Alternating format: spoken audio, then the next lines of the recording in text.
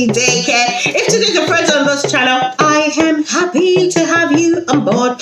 You're so welcome.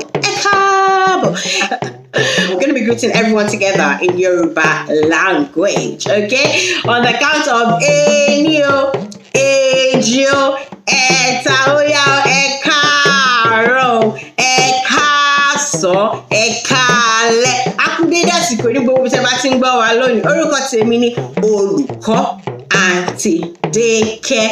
So today we're going to be learning about reporting as a third party eat. So we're still continuing from last week about I want to eat, okay? So last week I hope you practiced your breakfast, lunch, snack, and dinner, how to say them in Yoruba, okay?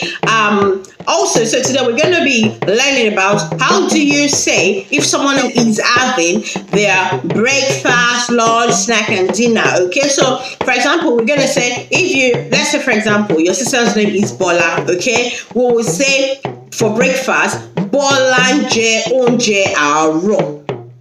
Bolanje Onje Aro.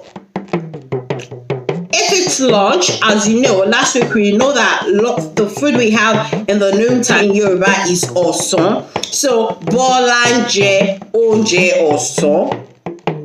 Okay? So, if bola is a snack, for example, we'll say bolanje ipapanu. And in Yoruba, there are different types of ipapanu. We have guguru. Guguru is popcorn. You have fruits. This is called eso. I'm sure I remember from late last year, we learned about different types of fruits. And we know that fruit is called eso, right? So the different snacks in Yoruba, actually, that they've got their own name, okay? But all of it together is called ipapanu, okay? Then, if it's the evening food, our dinner, okay, we'll say bola jonjale.